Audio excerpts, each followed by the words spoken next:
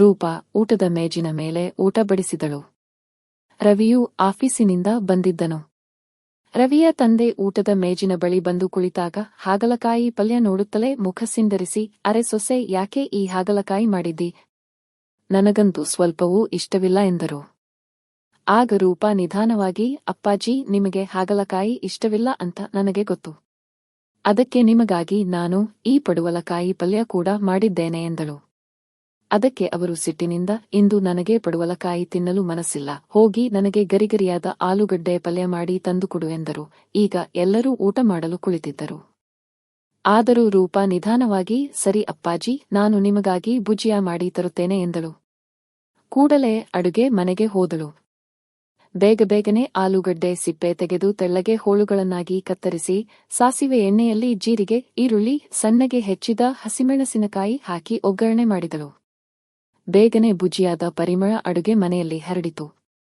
ಬಿಸಿ ಬಿಸಿಯಾದ ಭುಜಿಯಾ ತಟ್ಟೆ ಹಿಡಿದು ಊಟದ ಮೇಜಿನ ಬಳಿ ಬಂದಾಗ ಆಕೆಯ ಮಾವ, ಇಲ್ಲಪ್ಪ, ಈಗ ರೊಟ್ಟಿ ತಣ್ಣಗಾಯ್ತಲ್ಲ, ಈ ಹೊತ್ತಲ್ಲಿ ನನಗೋಸ್ಕರ ಬಿಸಿ ಬಿಸಿಯಾದ 2 ರೊಟ್ಟಿ ಸುಟ್ಟು ತಂದುಕೊಡು.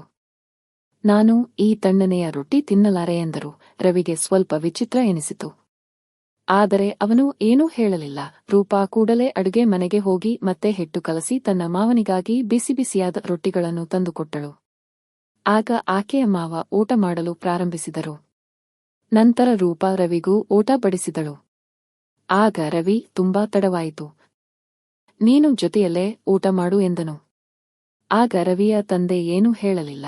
ಆದರೆ ಮಗ ಮತ್ತು ಸೊಸೆಯನ್ನು ತಿವಿದು ನೋಡುತ್ತಿದ್ದರು. ರವಿ ಮತ್ತು ರೂಪಾ ಮದುವೆಯಾಗಿ 2 ತಿಂಗಳಾಗಿತ್ತು.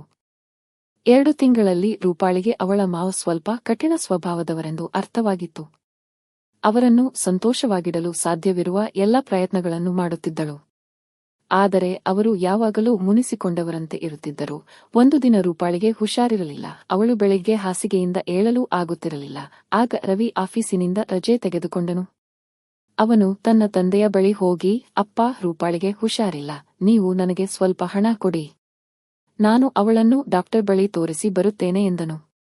ಇದನ್ನು ಕೇಳಿದ ರವಿಯ ತಂದೆ, ಮಗನೇ, ನಾನು ಸೊಸೆಯ ಚಿಕಿತ್ಸೆಗಾಗಿ ಹಣ ಕೊಡಲಾರೆ.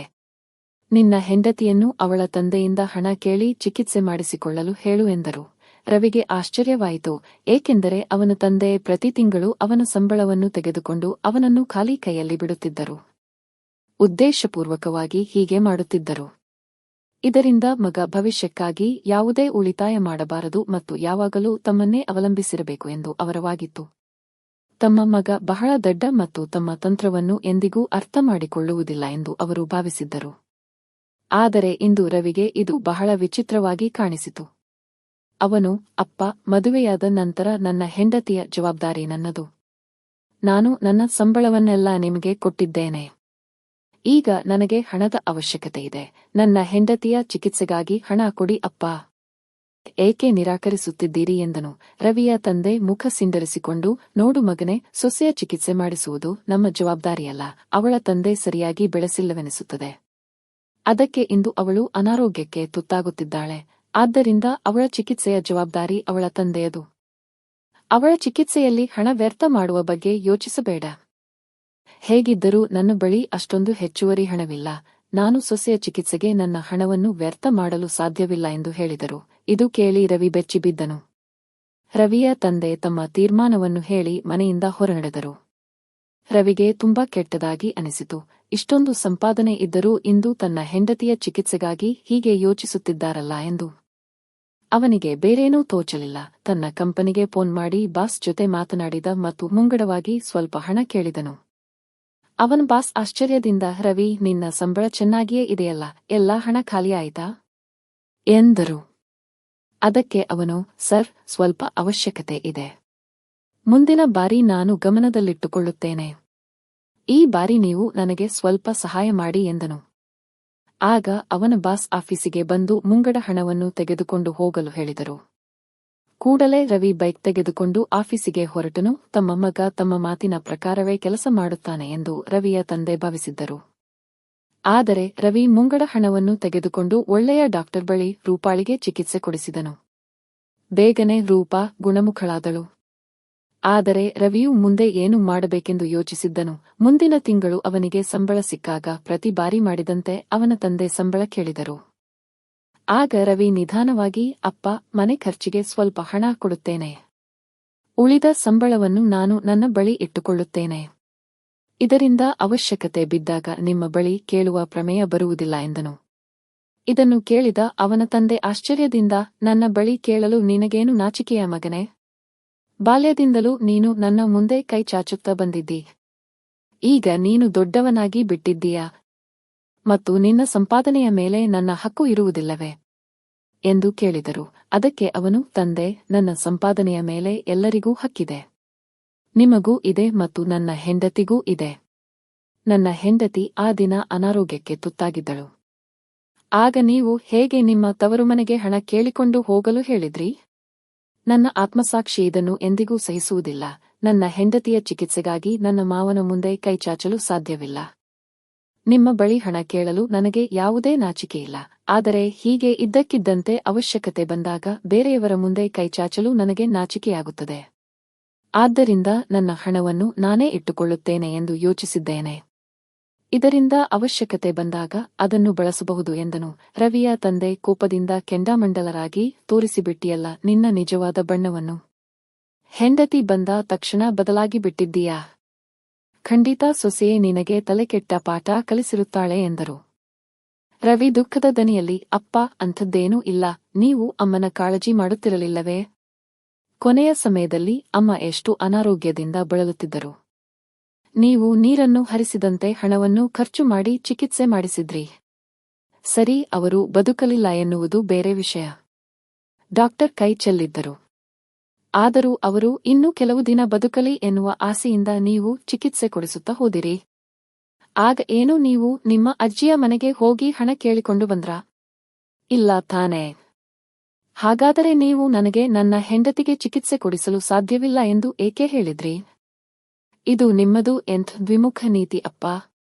ನೀವು ಅಮ್ಮನನ್ನು ಎಷ್ಟು ಚೆನ್ನಾಗಿ ನೋಡಿಕೊಳ್ಳುತ್ತಿದ್ದೀರಿ ಎಂದು ನಾನು ನೋಡಿದ್ದೇನೆ. ಆದ್ದರಿಂದ ಇಂದು ನಾನು ನನ್ನ ಹೆಂಡತಿಯನ್ನು ನೋಡಿಕೊಳ್ಳಲು ಬಯಸಿದರೆ ಅದರಲ್ಲಿ ತಪ್ಪೇನಿದೆ? ನಾನು ದುಂದುವೆಚ್ಚ ಮಾಡಬಾರದೆಂದು ನನ್ನ ಪೂರ್ತಿ ಸಂಬಳವನ್ನು ನಿಮ್ಮ ಬಳಿ ಇಟ್ಟುಕೊಳ್ಳುತ್ತೀರಲ್ಲ, ನೀವು ಕೂಡ ನಿಮ್ಮ ಎಲ್ಲಾ ಸಂಬಳವನ್ನು ನಿಮ್ಮ ತಂದೆಗೆ ಕೊಡುತ್ತಿದ್ದೀರಾ ಎಂದನು. ಈಗ ರವಿಯ ತಂದೆ ಮುಜುಗರದಿಂದ ಕಣ್ಣು ತಪ್ಪಿಸಲು ಪ್ರಾರಂಭಿಸಿದರು. ರವಿ ಹೇಳಿದನು, ಒಂದು ದಿನ ನೀವು ಫೋನಿನಲ್ಲಿ ಯಾರೊಂದಿಗೋ ಮಾತನಾಡುತ್ತಿರುವುದನ್ನು ನಾನು ಕೇಳಿದೆ. ನಾನು ಉದ್ದೇಶಪೂರ್ವಕವಾಗಿ ನನ್ನ ಮಗನ ಸಂಬಳವನ್ನು ನನ್ನ ಬಳಿ ಇಟ್ಟುಕೊಳ್ಳುತ್ತೇನೆ. ಇದರಿಂದ ಅವನು ಯಾವಾಗಲೂ ನನ್ನನ್ನು ಅವಲಂಬಿಸಿರುತ್ತಾನೆ ಮತ್ತು ನನ್ನಿಂದ ದೂರ ಹೋಗುವ ಬಗ್ಗೆ ಎಂದಿಗೂ ಯೋಚಿಸುವುದಿಲ್ಲ ಎಂದು ನೀವು ಹೇಳುತ್ತಿದ್ದೀರಿ. ಆದ್ದರಿಂದ ನಾನು ನಿಮ್ಮಲ್ಲಿ ಇಷ್ಟೇ ಹೇಳಲು ಬಯಸುತ್ತೇನೆ, ನನ್ನ ಸಂಬಳ ನನ್ನ ಬಳಿ ಇದ್ದರೂ ಸರಿ ಅಥವಾ ನಿಮ್ಮ ಬಳಿ ಇದ್ದರೂ ಸರಿ.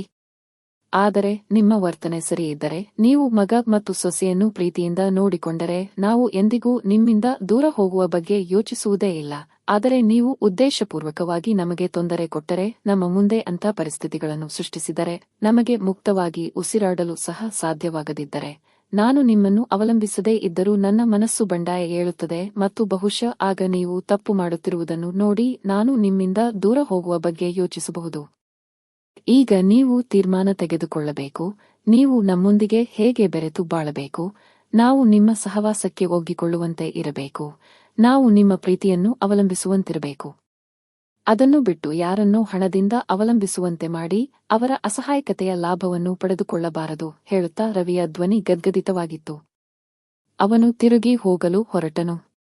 ಆದರೆ ಮತ್ತೆ 2 ನಿಮಿಷ ನಿಂತು ಹೇಳಿದನು, ಮತ್ತು ಅಪ್ಪ, ಅಮ್ಮ ಹೋದ ನಂತರ ನೀವು ಒಬ್ಬರೇ ಆಧಾರ. ನಾನು ನಿಮ್ಮಿಂದ ದೂರ ಹೋಗುತ್ತೇನೆಂದು ಏಕೆ ಯೋಚಿಸುತ್ತೀರಿ? ರೂಪಾ ಕೂಡ ನಿಮ್ಮನ್ನು ಎಷ್ಟು ಗೌರವಿಸುತ್ತಾಳೆ. ನಿಮ್ಮ ಸೇವೆಯಲ್ಲಿ ಯಾವುದೇ ಕೊರತೆ ಬಿಡುವುದಿಲ್ಲ. ಊಟದಲ್ಲಿ ನೀವು ಎಷ್ಟು ರಾಗ ತೆಗೆಯುತ್ತೀರಿ. ಊಟದ ಮೇಜಿನಿಂದ ಎದ್ದು ನಿಮಗಾಗಿ ಬೇರೆ ಪಲ್ಯವನ್ನು ತರಲು ಹೋಗುತ್ತಾಳೆ. ಆದರೂ ನಿಮ್ಮ ಕಣ್ಣಿಗೆ ಅವಳ ಪ್ರಯತ್ನಗಳು ಕಾಣಿಸುವುದಿಲ್ಲ. ಸೊಸೆಯನ್ನು ನಿಮ್ಮವಳೆಂದು ತಿಳಿದುಕೊಳ್ಳಿ, ಆಗ ಬಹುಶಃ ಜೀವನ ಸ್ವಲ್ಪ ಸುಲಭವಾಗಬಹುದು. ಇಷ್ಟೆಲ್ಲ ಹೇಳಿ ತನ್ನ ತಂದೆಯನ್ನು ಆಶ್ಚರ್ಯಚಕಿತರನ್ನಾಗಿ ಮಾಡಿ ಕೊಠಡಿಯಿಂದ ಹೊರನಡೆದನು. ಮಗ ಇಷ್ಟೆಲ್ಲ ಹೇಳಿದ ನಂತರ ರವಿಯ ತಂದೆಗೆ ಮತ್ತೆ ಬಂದು ಅವನ ಸಂಬಳ ಕೇಳಲು ಧೈರ್ಯವಾಗಲಿಲ್ಲ. ಈಗ ರವಿ ತನ್ನ ಅರ್ಧ ಸಂಬಳವನ್ನು ತನ್ನ ತಂದೆಗೆ ಕೊಡುತ್ತಿದ್ದನು ಮತ್ತು ಉಳಿದ ಅರ್ಧ ಸಂಬಳವನ್ನು ಉಳಿತಾಯ ರೂಪದಲ್ಲಿ ತನ್ನ ಬಳಿ ಇಟ್ಟುಕೊಳ್ಳುತ್ತಿದ್ದನು. ಇದರಿಂದ ಮೇಲ್ಮಟ್ಟದ ಖರ್ಚುಗಳನ್ನು ಆರಾಮವಾಗಿ ನಿಭಾಯಿಸುತ್ತಿದ್ದನು. ಆದರೂ ಆ ದಿನದ ನಂತರ ರವಿಯ ತಂದೆಯಲ್ಲಿ ಸ್ವಲ್ಪ ಬದಲಾವಣೆಯಾಗಿತ್ತು. ಈಗ ಅವರು ಮಗ ಮತ್ತು ಸೊಸೆಯನ್ನು ಸ್ವಲ್ಪ ಬೇರೆ ದೃಷ್ಟಿಯಿಂದ ನೋಡುತ್ತಿದ್ದರು. ಅವರು ಅವರನ್ನು ಕಟ್ಟಿಹಾಕಲು ಪ್ರಯತ್ನಿಸುತ್ತಿರಲಿಲ್ಲ, ಏಕೆಂದರೆ ಯಾರನ್ನಾದರೂ ಬಹಳಷ್ಟು ಬಂಧನದಲ್ಲಿಟ್ಟರೆ ಅವರು ಆ ಬಂಧನವನ್ನು ಮುರಿದು ಹೊರಬರಲು ಪ್ರಯತ್ನಿಸುತ್ತಾರೆ ಎನ್ನುವುದು ಅವರಿಗೆ ಚೆನ್ನಾಗಿ ಅರ್ಥವಾಗಿತ್ತು. ಆದ್ದರಿಂದ ಸ್ನೇಹಿತರೆ, ಕುಟುಂಬದಲ್ಲಿ ಒಟ್ಟಿಗೆ ಇರಬೇಕಾದರೆ ಅದಕ್ಕೆ ಒಂದೇ ಒಂದು ಉಪಾಯವೇನೆಂದರೆ ಪರಸ್ಪರ ಬೆರೆತು ಪ್ರೀತಿಯಿಂದ ಇರುವುದು. ಯಾರನ್ನೂ ಬಂಧಿಸಲು ಪ್ರಯತ್ನಿಸಬೇಡಿ.